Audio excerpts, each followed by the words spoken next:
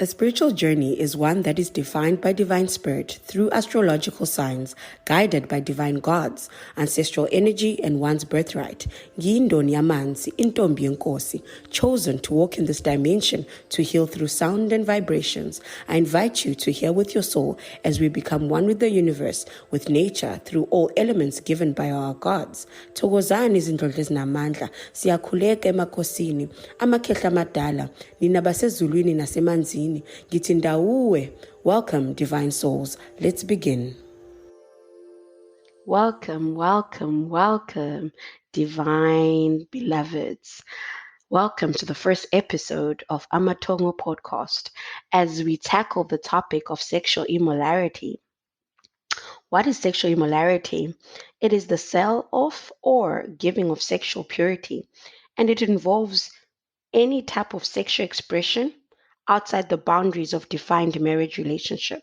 Okay, let's keep it there. So, this episode is to teach and bring about an awakening of understanding the power of sex and why there are so many teachings that we miss because we're trapped in the world of pressure, pleasure, and temptations. And now we throw away teachings and understanding because of pressure, pleasure, and temptation. Flee from sexual immorality. Every other sin a person commits is outside the body, but the sexual immoral person sins against his own body. 1 Corinthians 6:18.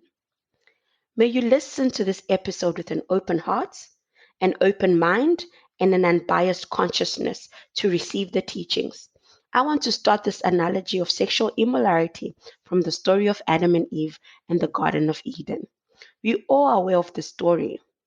I think we're all aware of it. We've read it or we've heard about it. Whether you're Christian or not, you've passed through the story.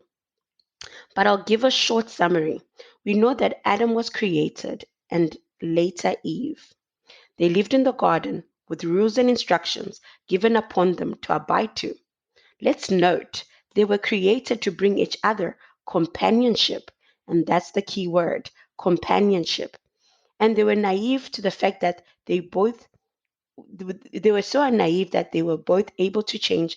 They didn't have the understanding that they could change their companionship into something else until they got to meet the snake. The snake in the story represents knowledge, wisdom, as the snake represents the all-knowing. As Eve was convinced to consume the forbidden fruit, she knew she couldn't be able to achieve that without Adam. And that's how she convinced Adam to become part of it. And as we know, as naive Adam was, even if he knows the actions were forbidden, he let temptation lead him to agreeing. Let's note that the fruit in the Bible wasn't the literal fruit, like an apple or something you consume through your mouth, but the treasures that were held. We're talking about the purity, virginity, innocence. And once those actions took place, they noticed changes as the fact that they were naked, because before they had paid no mind to it. They started noticing the imperfect because they had indulged in the forbidden fruit. And then they were led with pleasures and temptations that came through sight, right? They started experiencing a shift in their lives. Then they got kicked out of the garden. They were punished through labor and physical work and labor of childbirth. They later conceived Cain and Abel, and we know how that ended. Nothing good came from it, right? Fine. So when I say that the fruit it's not in its literal sense as consuming an apple or a peach or whatever that gets from your mouth into your tummy. When we talk about the fruit, we're talking about the treasures of life, which is purity, innocence, virginity. They took on the knowledge that was not given upon them, that they were not ready. Because it's like giving a child knowledge that they're not ready to know. It's like telling a 10-year-old about sexual activities, yet they have not reached an age of maturity to understand it. At that point, when they were in the garden, they were put in the garden for companionship because Adam at that point had been alone and lonely. But for him to get companionship, for somebody to help him through the garden, somebody to talk to, somebody to laugh with, but it had rules and regulations on what they were not supposed to do, but they indulged in doing what they're not supposed to do. And we all know what that means. You could never crave a beer if you've never drank. You will never crave sex if you've never had sex. So you can imagine it's forbidden. You're still so pure, you're still so innocent like a child, but you then move away from the state of mind and have a different state of mind. And that was the beginning. Now, let's bring this analogy to this day and age. We've all been raised to be cautious of giving up our virginity and know the fact of sex after marriage. We know that. We've all heard it. We all have heard the teachings. But do we all listen? I don't think so. But majority of us failed due to societal pressures and curiosity, and all that is left is regrets and scars and pain that we carry as a reminder of our actions.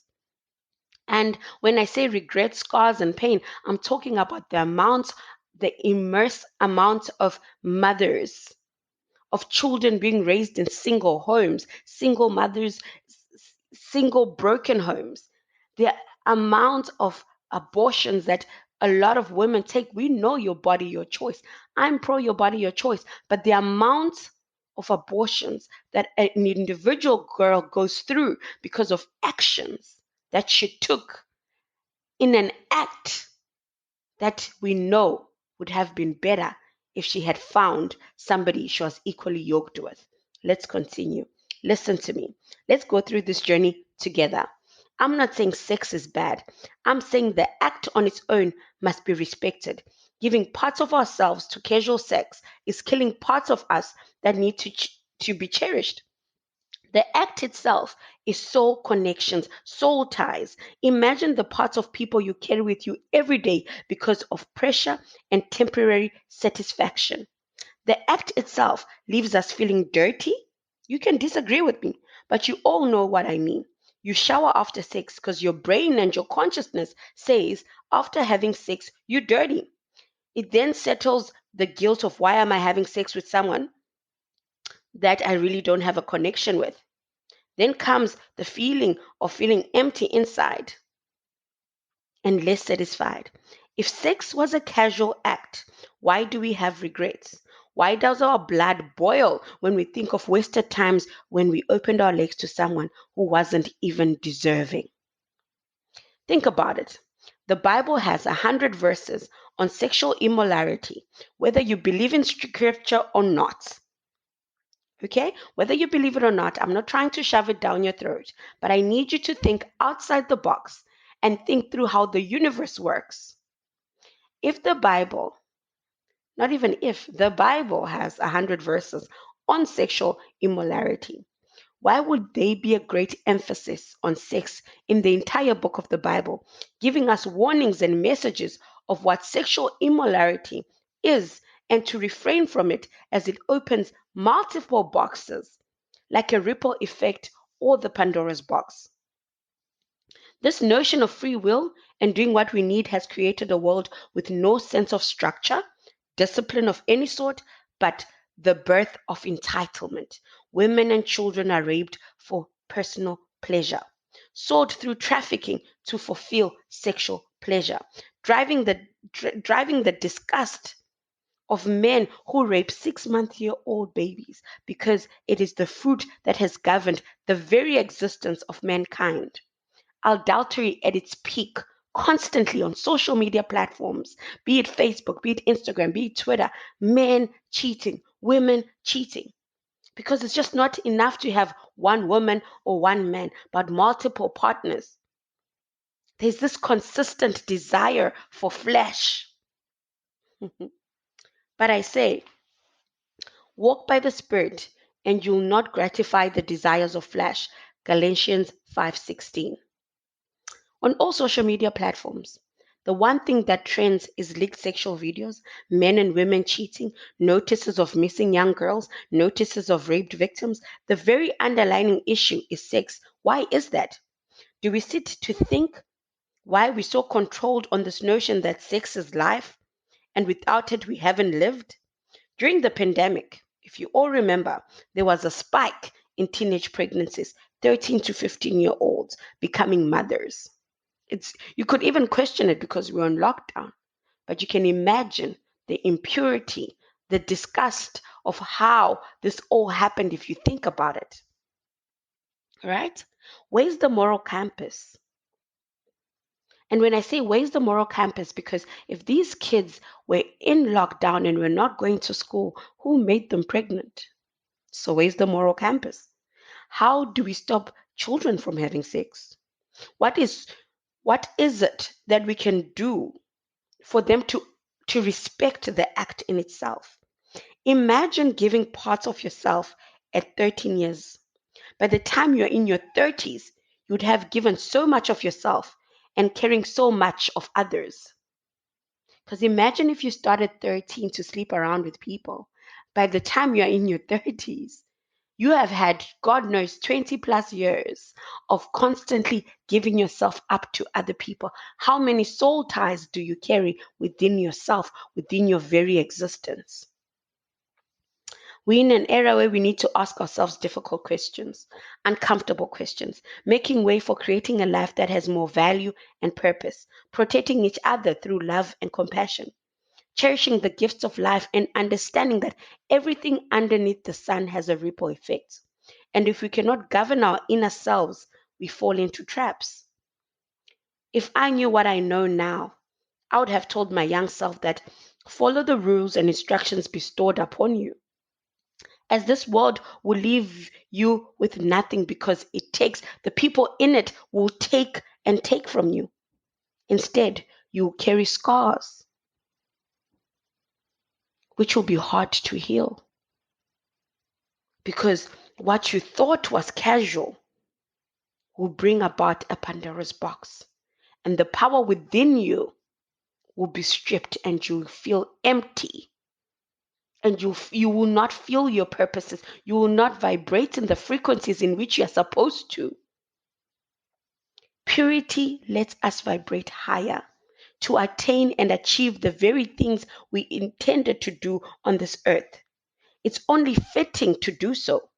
I urge you, as you listen to this podcast, to understand the power sex has.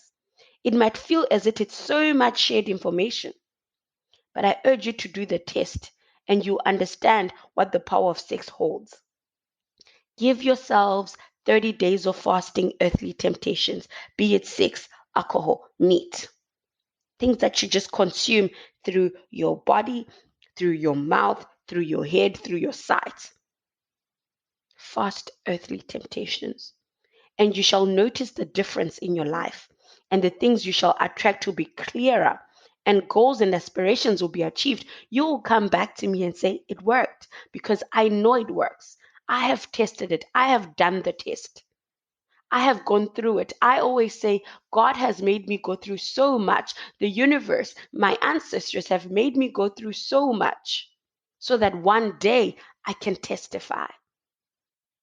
I want to create a process in each and every one of you to listen to this episode. When engaging in sexual acts, especially those that have casual sex for the sake of casual sex, ask yourself, what do I gain after this?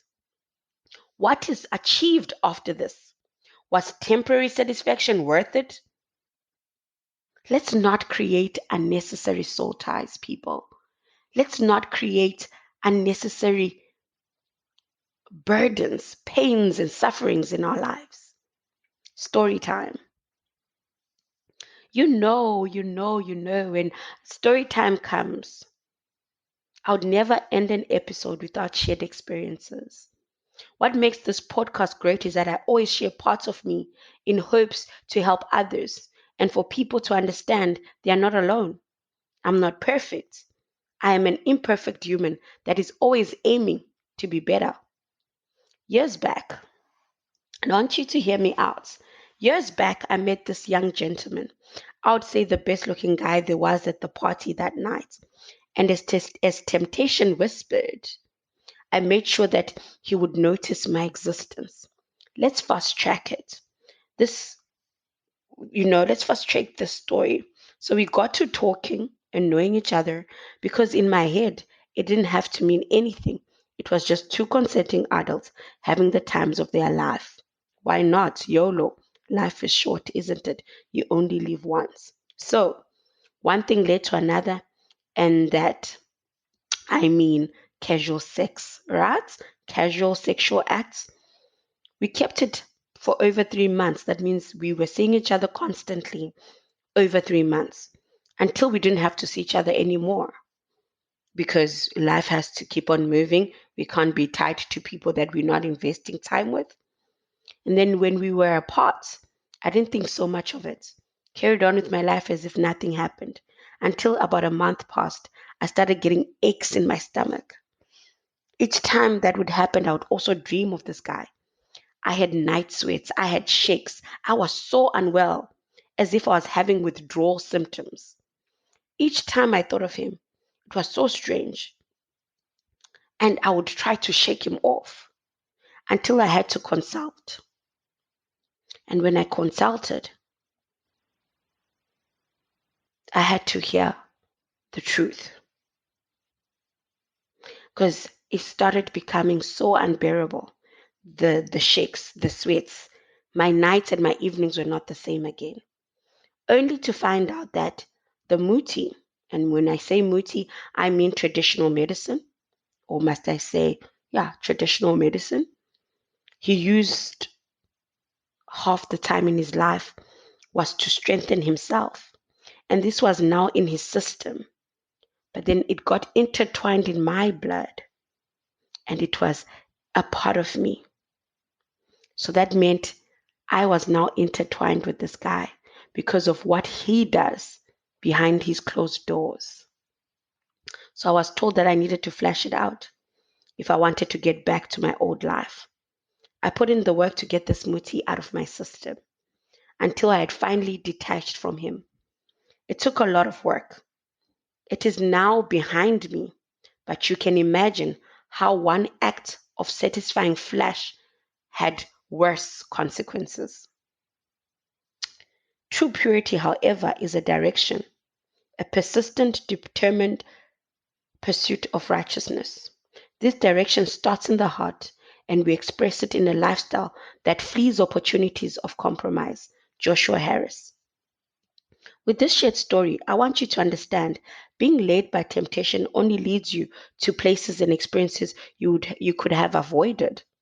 You never know who you are sleeping with and what they do behind closed doors. Be aware of the world before you consume part of it that you would have never wanted to experience. None of us will go asking people what they do in their homes, and that's the harsh reality because we led by blind faith. I have learned the hard way through these lessons.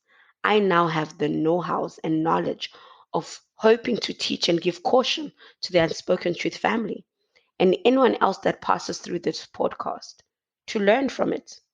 You all do not need to have life experiences to live a life worth living with less complications but more understanding and teachings. And I hope that I do bring that to all of you listening to this podcast. I have two amazing, beautiful ladies who are not new to the podcast. They have graced us before once or twice, and it's only fitting to hear their views on sexual immorality. Before we go to hear their views, I need you to know that now the works of the flesh are evident: sexual immorality and impurity, sexuality. Galatians 5:19.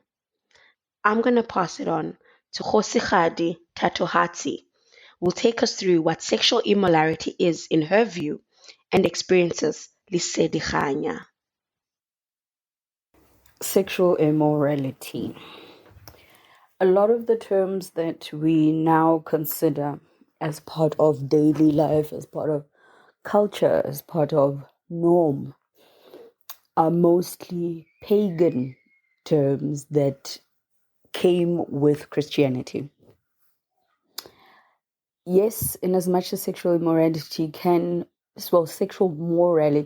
be found in a number of religions and what we deem culture. looking back at what we used to do prior to colonial times, it made sense for us to be pure. So purity was always something that was there, primarily because when you're pure, your body, your mind, your spirit is able to move, is able to maneuver, is able to work adequately. That is why how Tula Osheba the world kapa re re baloi. Ha re qale ka baloi. Baloi, batho ba dulang mahaeng, those people do not interact with media, do not interact with processed food on a large scale. They are not engaging in the things that have now become a norm in urban societies. That is why hotlatwa boloi is more prevalent in those areas. It's not hore it's more prevalent in those areas. And hase boloi, it's people who are engaging in what is called sorcery because their bodies are not impure. They have not engaged in what is deemed sexual immorality. They are not polluting their bodies with all sorts of waters, alcohols, all sorts of things and poisons that we consume on a daily basis in the urban areas. So one of the core pollutants that we do engage in is then sex. The reason why sex is pure and the reason why sex was put within marriage, because sexual intercourse is one of the highest, that's why you consummate the marriage. It's one of the highest connectors, one of the highest rituals where people connect. Why? Because life force energy is exchanged. So when you're frivolously engaging in sex and your energies all over the place, that is where we can then see that your body is just doing all sorts of things. You are easily polluted by evil spirits. Evil spirits can come into you easily and. So having many sexual partners means your energy is all over the place. It means you are not grounded. You are not strong spiritually. Your talents, your spirit is not able to maneuver in the way that it should be because you're highly polluted. Sex is a sacred act. Sex is a sacred act. Why is it sacred? Because it's one of the most powerful rituals there is on earth, because what is exchanged in that act is life force. And life force is, of course, the most fundamental of actually why we even exist. People exist because a life force energy was exchanged and therefore life was born. Seeds mate to create fresh produce. It's sex. Animals mate to create more animals. It's sex. So when you look at it from that point of view, you can go back and then see why sex has to be sacred, why sex has to be between two people that are married, and why sex is not something you must just dabble in for fun. Sex was never created to dabble in for fun. And that is why the porn industry has been fundamental in breaking down society, because it has made sex frivolous. And sex is not something that's supposed to be frivolous because it's a sacred act. It's one of the most powerful rituals you find on earth.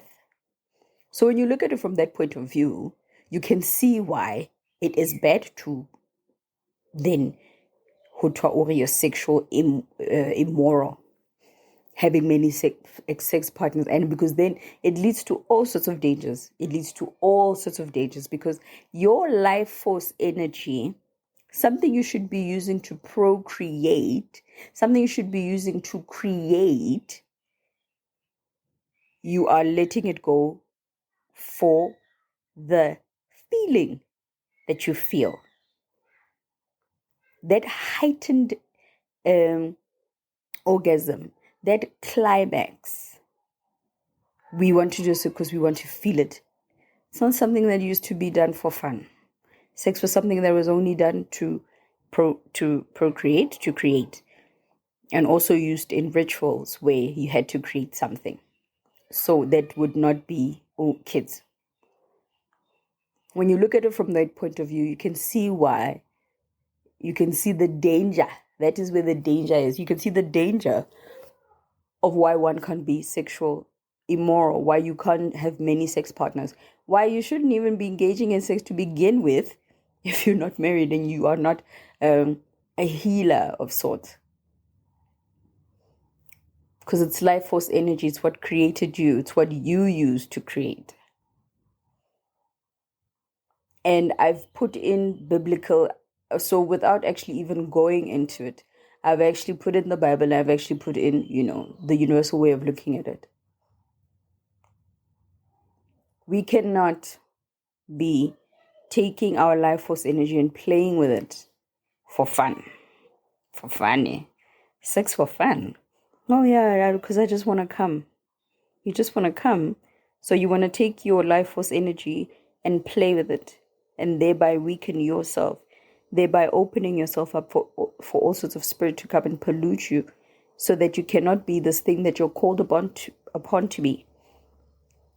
We cannot be the universal beings we're called on to be because we're using all the things that are given to us to manifest, to create, to heal, to do this, to do that for fun. That I thought I'd delve into it so deeply, but I just gave a brief overview, but you understand.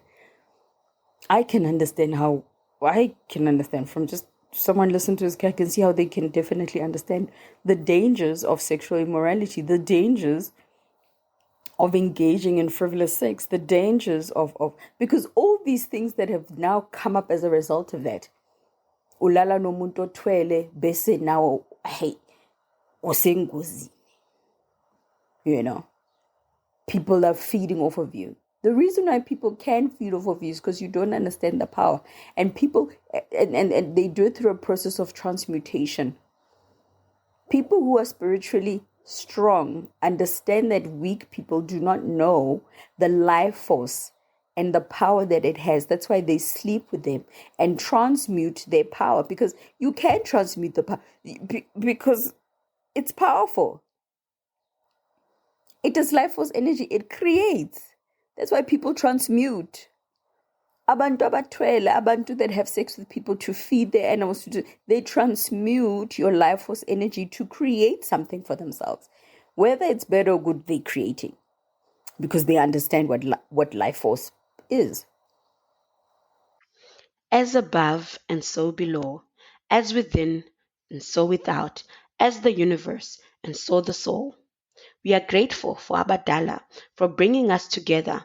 Makube kuhle, kuwande, kube mhlophe kukhanye, ngendlela efanele.